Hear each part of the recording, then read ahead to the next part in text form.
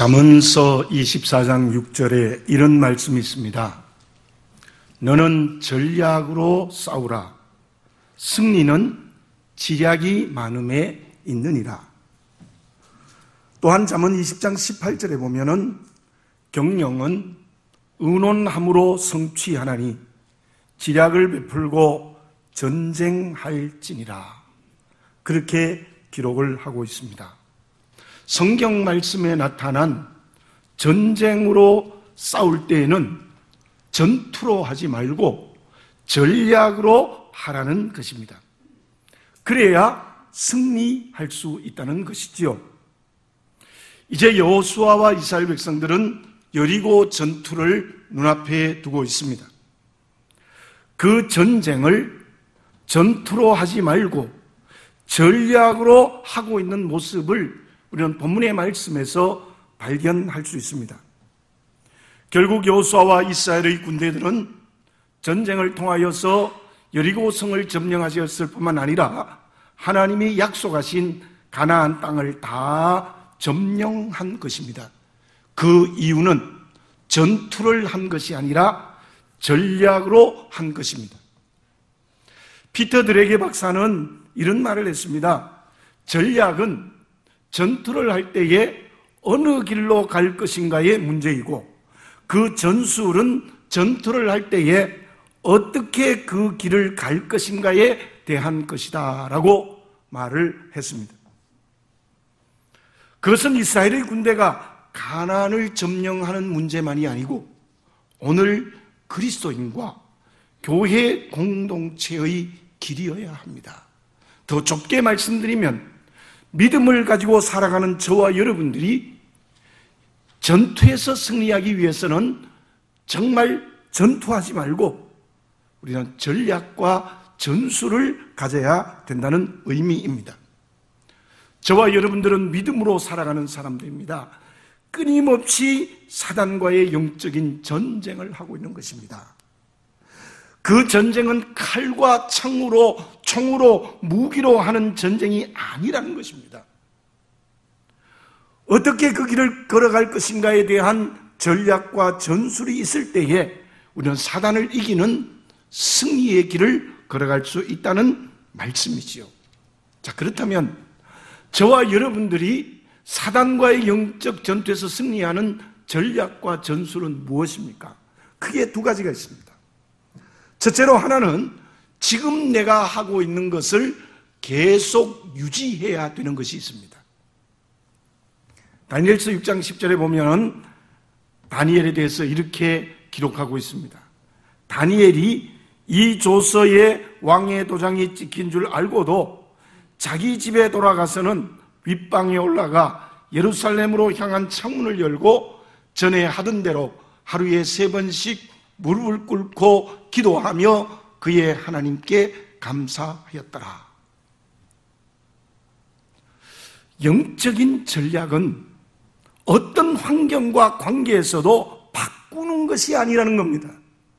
이 환경 되니까 바꾸어버리고 저 환경 되니까 바꾸어버리는 게 아니라는 거죠. 다니엘은 평소 늘 하던 3번의 기도를 계속했습니다. 어떠할 때도요, 대신들이 모함하여 죽이려고 하는 관계에서도 그 기도를 계속했고, 그리고 이제는 그들로 인하여 사자굴에 들어가 죽어야 하는 환경에서도 계속 기도했습니다. 우리가 사단과의 영적 전투에서 승리하는 전략과 전술의 첫째는 어떤 환경과 관계에서도 경건을 멈추지 않는 겁니다. 경건을 멈추지 않습니다. 제가 교회를 비운 사이에 우리 대한민국에 메르스라는 것 때문에 큰 어려움과 불안과 고통과 아픔이 있었습니다. 미국에 있으니까 여기 있는 것보다 더 어려운 소식이 많이 들렸습니다. 저는 교회가 걱정이 되었습니다. 기도하지 않을 수 없었습니다. 한밤을 잠을 자지 못하고 기도했습니다. 메르스 때문에 경건을 멈추면 안 됩니다.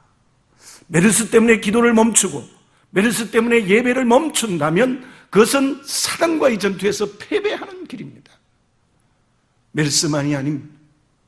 우리에게 오는 어떤 환경과 관계에서도 영적 전투에서 승리하는 첫 번째 중요한 요소는 계속하던 경건을 멈추지 아니하고 보다 더 열심히 더 많이 하는 것이 우리의 전략과 전술의 첫 번째라는 겁니다. 그리고 두 번째로는 반대로 바꾸고 새롭게 해야 될 것이 있습니다. 바울은 고린도전서 15장 31절에서 이런 고백을 하죠. 형제들아, 내가 그리스도 예수 우리 주 안에서 가진 바 너희에게 대한 나의 자랑을 두고 단언하노니 나는 날마다 죽노라. 바울은 그 말씀을 고백할 때만 해도 경건이 넘치는 사람이었습니다. 많은 교회를 개척했을 때입니다. 성령이 충만했습니다. 그럼에도 불구하고 그는 내가 지금 바꾸어야 할 것, 변화되어야 될 것을 바꾸겠다는 겁니다. 무엇을요? 내가 날마다 죽는다는 겁니다. 그 에고라는 내가 무엇입니까? 하나님의 뜻이 아닌 나, 하나님의 말씀에 어긋나는 나, 그것은 날마다 죽는다는 거예요. 우리가 사단과의 영적 전투에서 승리하기 위해서는 무슨 세상의 것으로 승리하는 게 절대로 아닙니다. 계속하던 경건을 멈추지 않아야 되고 바뀌고 변화되어야 될 것은 성령으로 변화되어야 된다는 것입니다. 그때 우리 앞에 무너지지 않을 것 같은 여리고성도 무너집니다. 점령하지 못할 것 같은 가나안도 점령하는 역사가 우리에게 일어날 수 있을 줄로 믿습니다. 저와 여러분, 이때 우리의 영적 전략과 전술이 잠언서의 말씀대로 바른 길을 바른 방법으로 가는 역사가 성령으로 우리에게 일어나야 될 줄로 믿습니다.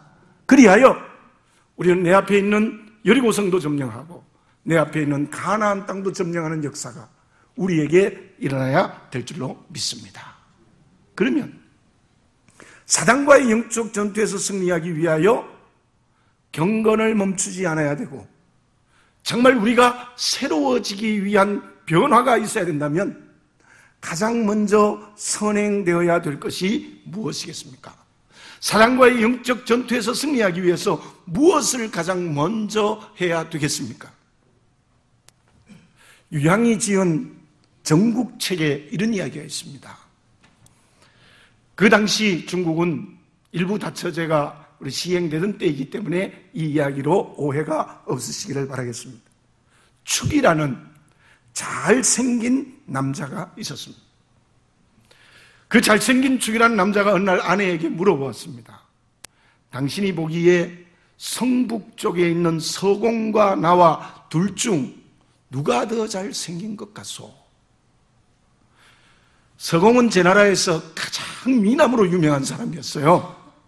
그때 아내가 이렇게 말했습니다. 물론 당신이 훨씬 더 잘생겼습니다. 여러분들 남편을 이렇게 좀 칭찬해 줄 필요가 있어요. 훨씬 잘생겼습니다.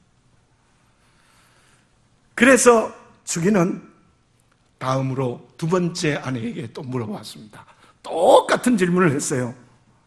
그랬더니 이 두 번째 아내도 이렇게 말해요. 그야 말할 것이 없습니다. 당신이 가장 잘생겼습니다. 그리고 찾아온 손님에게도 똑같은 질문을 해보았더니 역시 두 아내와 똑같은 대답을 했습니다. 그때 주기가 이런 말을 했어요. 아내는 나만 바라보니까 나를 잘생겼다 했고 두 번째 아내는 내가 두려워서 내가 잘생겼다 했고 세 번째 손님은 내게 무엇인가 필요했기 때문에 더 잘생겼다고 했다라는 이야기 기록이 있습니다. 여러분, 사람은 어떻게 보면 참 신기한 존재예요. 저도 그렇습니다. 여러분들도 그렇습니다. 어떤 존재인가 하면은 필요하거나 좋은 관계에 있으면 허물도 좋게 보이는 거. 허물도 다 좋게 보여요. 그러나 미워하거나 나쁜 관계를 맺으면 좋은 점도 전부 나쁘게 보이는 겁니다. 참 신기하지요? 여러분들 그거 피해갈 수 없죠? 우리 인간이 그래요. 좋은 관계에 있을 때는 아무리 큰 죄를 지어도 이해가 가요. 그러나 나쁜 관계에 있으면 아무리 잘해도 그걸 못한 것처럼 보이는 거예요. 참 인간이 신기한 존재입니다. 그러면 하나님은 나에게 어떤 분이십니까? 본문의 상황은 여호수아와 이스라엘 백성들이 여리고성 전투를 눈앞에 두고 있습니다. 여호수아와 온 백성들이 긴장하고 있을 때였습니다. 13절 14절을 제가 다시 한번 봉독해 드립니다. 여호수아가 여리고에 가까이 이르렀을 때에 눈을 열어본즉 한 사람이 칼을 빼어 손에 들고 마주서 있는지라. 여호수아가 나아가서 그에게 묻되 너는 우리를 위하느냐 우리의 적들을 위하느냐 하니 그가 이르되 아니라 나는 여호와의 군대 대장으로 지금 왔느니라 하는지라. 여호수아가 얼굴을 땅에 대고 엎드려 절하고 그에게 이르되 내 주여 종에게 무슨 말씀을 하려 하시나이까. 지금 여호수아 앞에 마주 서서 칼을 빼어 손에 들고 있는 사람이 서 있습니다. 여호수아가 질문합니다.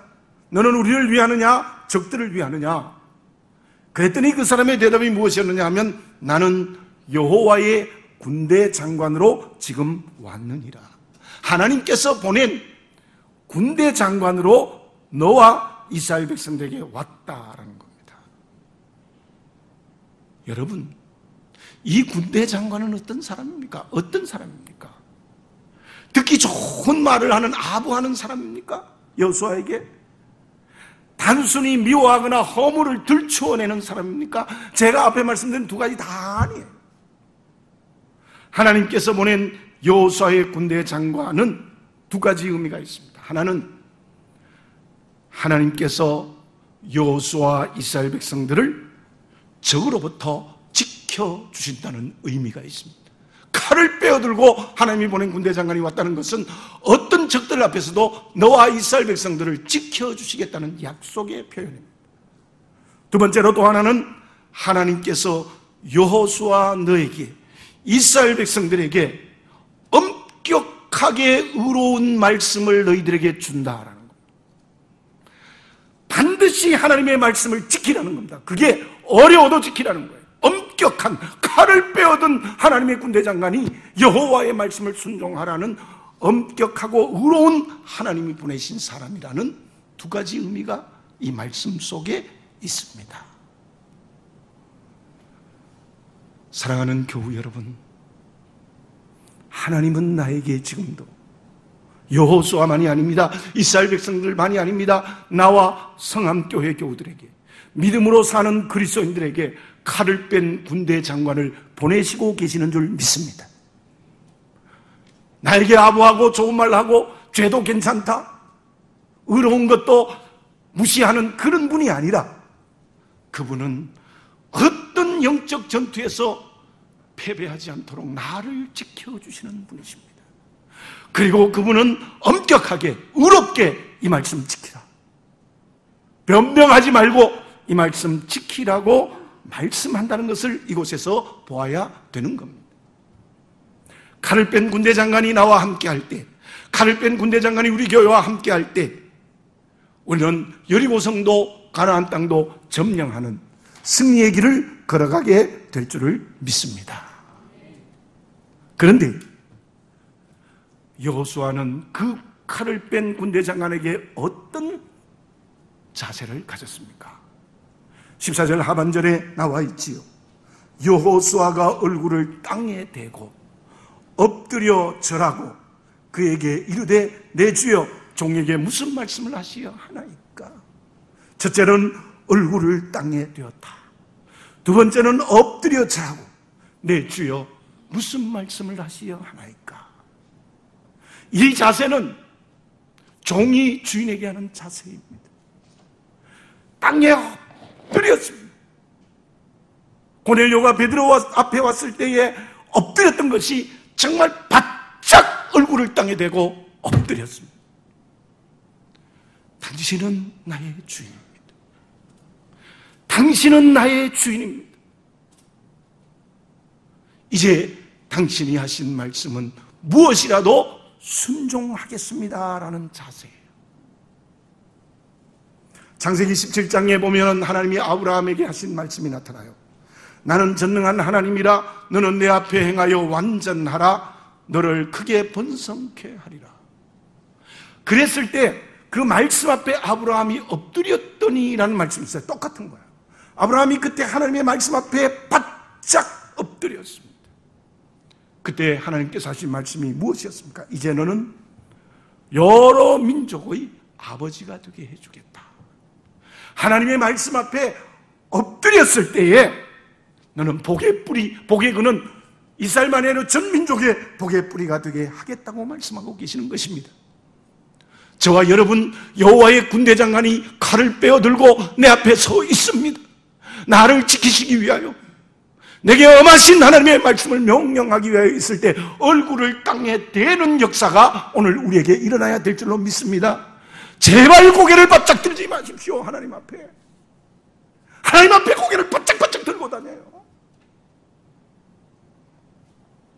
예수님이 40일 금식하신 후에 사단에게 시험을 받을 때에 세 번째 시험이 무엇이었습니까? 내게 절하라, 그러면 천하만국을 주겠다. 그때 예수님이 뭐라고 말씀하셨습니까? 예수님은 하나님이셨지만 인성을 가진 인간이 되셨습니다.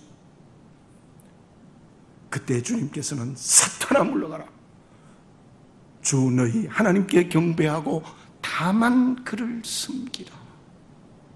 우리 주님께서는 이때도 하나님께 엎드렸고 겟세마네 기도에서도 하나님께 엎드렸습니다. 우리의 영적 전투와 전술의 가장 선행되어야 될 먼저의 것은 하나님 앞에 얼굴을 땅에 대고 엎드리는 것입니다. 예수님만이 내 인생의 주인, 하나님만이 내 인생의 주인입니다. 다른 것은 내 인생의 주인이 없습니다. 그러므로 오직 하나님께 주시는 말씀을 어떤 환경과 관계에서도 순종하겠습니다라는 고백이죠.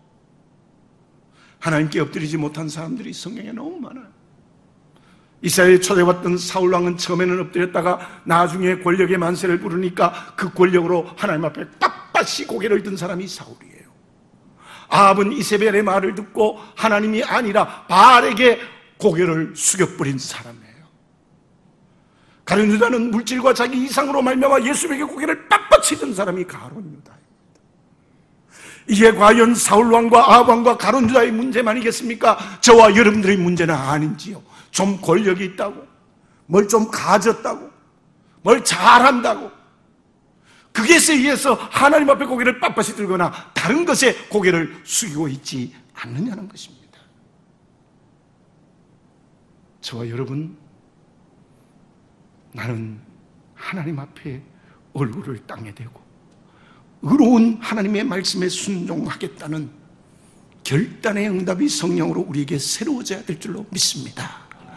출애굽기 20장 3절에 나오는 하나님이 첫 번째 우리에게 준 10계명 중에 계명이 무엇입니까?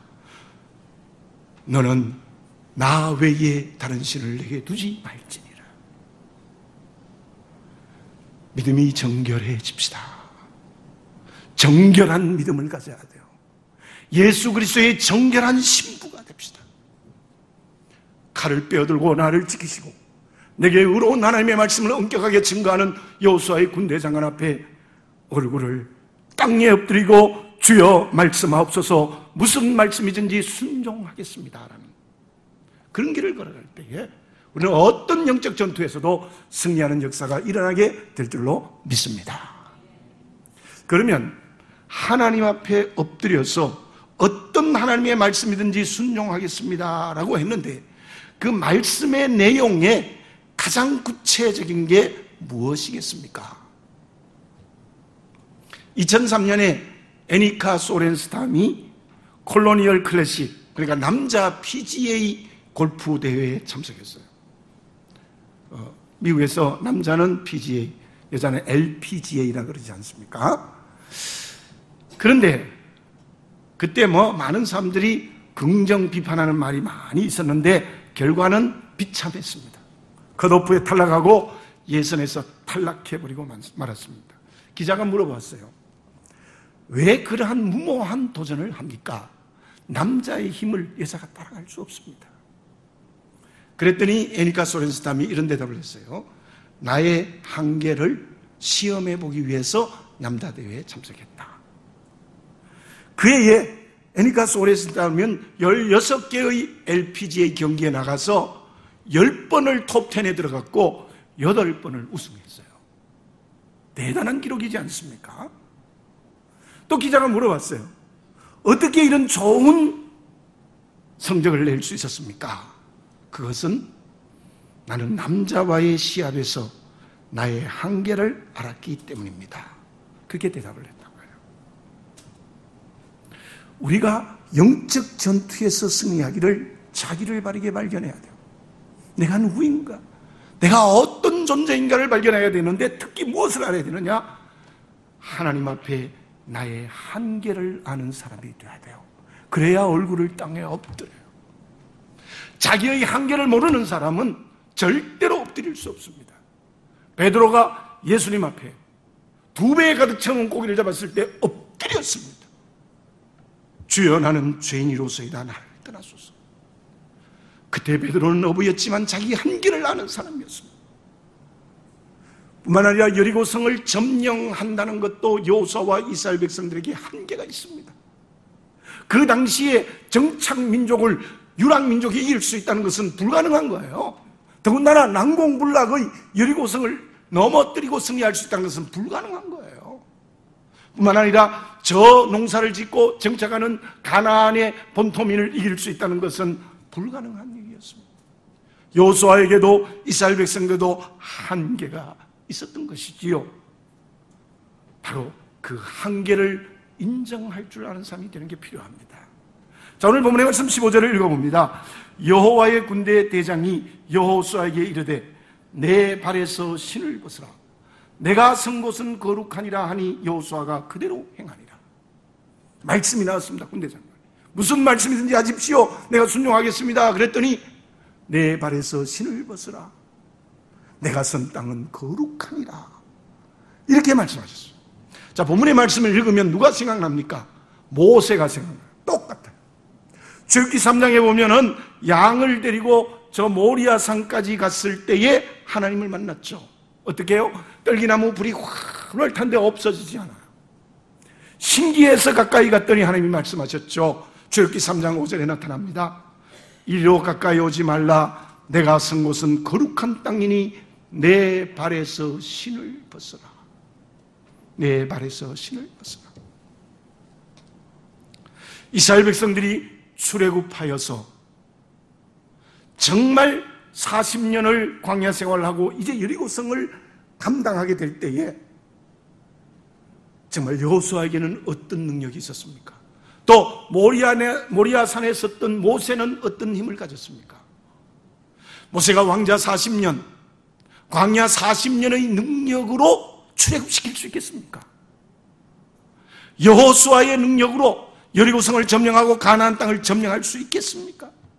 그러나 내가 선 곳은 거룩하니 내 신발을 벗으라는 것은요, 내가 선 곳은 단순히 그 장소만을 얘기하는 것이 아니고 여리고성도 바로 가나안 땅도 다 내가 선 곳이에요. 그것을 하나님의 나라로, 그러니까 하나님이 주신 땅으로 정복해라. 내가 너에게 주는 사명이야. 그것을 정복하라는 거예요.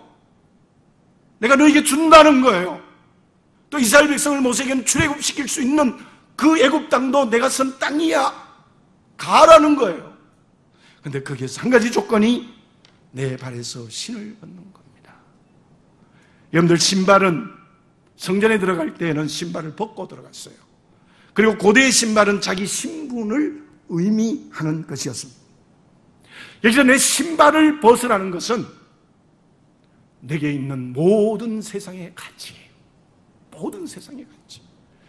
아마 모세에게는 광야 40년, 왕자 40년 얼마나 대단한 힘을 가졌습니까? 그게 신발이었고, 여호수아도 정말 출애굽하여 40년 동안 모세에게 배운 잔뼈가 굵은 능력이 있었던 사람이죠. 저와 여러분에게도 있습니다. 건강도 있고 물질도 있고 지위도 있고 다 있습니다. 그게 나의 신발입니다. 그 신발을 신고는 여리고성 점령할 수 없다는 거예요. 그 신발을 신고는 가나안 땅을 점령할 수 없다는, 그건 안 돼. 너희 한계야. 그걸 벗으라는 겁니다. 벗으라는 거예요. 여기서 한 가지 조심해야 될 것이 있습니다. 벗으라는 건 버리라는 겁니까? 완전히 버리라는 겁니까? 버리라는 의미가 있습니다.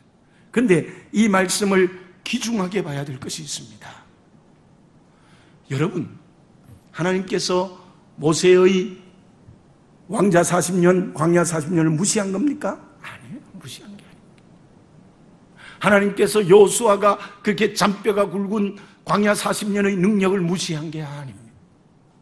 이 말씀의 의미는 무엇이냐면 너에게 있는 모든 세상의 가치, 세상의 힘들이 너의 능력이 될 때는 패배한다는 거예요. 그런데 내게 있는 모든 것이 성령으로 기름 부음을 받으면, 내게 있는 모든 것이 하나님이 쓰시는 도구가 되면은 그것을 통하여서 여리고 성도 점령하고 가나안 땅도 점령한다는 거예요. 저와 여러분들 염대 건강의 능력에도 성령의 기름 붓는 역사가 일어나시기를 바라겠습니다. 여러분의 물질에도 성령의 기름 붓는 역사가 일어나시기를 바라겠습니다. 여러분들 지식에도 성령으로 인도하는 역사가 일어나시기를 바라겠습니다. 여러분들 말하는 능력에도 여러분들의 모든 세상의 가치의 능력이 하나님의 것이 되는 역사가 일어나시기를 바랍니다. 다시 말씀드리면 십자가의 은혜를 받은 내가 은사로 주셨다고 믿어야 되는 거예요. 아닌데요, 내가 열심히 공부해서 됐고 내가 노력해서 됐고 그런 사람은 절대로 승리하지 못합니다. 이 모든 것을 하나님이 선물로 은혜로 내게 주셨습니다라는 성령의 기름 부은 반 역사가 내게 가지고 있는 모든 것에서 임재되어져야 돼요. 그러면 승리할 수 있다는 말씀이에요. 내 발에 신발을 신고 있다는 건 이건 내 거라는 거예요. 내 발에 꼭 끼어서 붙들고 있어야 된다는 거예요. 그것이 하나님이 쓰시는 도구로 바뀌어져라는 것이 내 신발을 벗어나는 의미입니다. 바울이 빌립보서 3장에 보면은 다 배설물로 여긴다 그랬죠. 화장실에서 우리가 버리는 거 있잖아요. 그처럼 버렸어요. 난지 8일 만에 할례받은 것. 베냐민 족속, 바리새인, 모든 것을 버린다 그랬어요. 거기에 기록되지 않았지만은 로마 시민권 헬라 철학에 정통한 것도 버렸어요. 그런데 바울이 헬라 철학적 지식을 버렸다고 해서 진짜 버린 겁니까? 저는 이렇게 성령을 이해합니다. 바울이 가졌던 헬라 철학이 성령의 기름 부음을 받았어요. 그래서 바울의 열쇠 서신에 헬라 철학적 능력이 그대로 반영되어 있는 거예요. 그대로 반영되어 있어요. 그게 성령의 기름 부어 하나님의 도구가 되니까 열쇠 서신의 교리적 서신을 쓰는 결정적인 역할을 한 거예요. 바울의 헬라 철학의 지식은 성령으로 기름 부음을 받았어요. 거기서 베드로도 할 수 없고 그 누구도 할 수 없는 교회론, 구원론, 놀라운 교리를 만드는 열쇠 서신이 기록되어졌어요. 만약에 바울이 아니었으면요, 이 만약이란 말이 이상합니다만은 우리 기독교가 세워지질 못해요. 복음서만 안 돼요. 근데 그게 헬라 철학적 능력이 성령으로 기름 부음 받으니까 그런 역사가 일어났다는 거예요.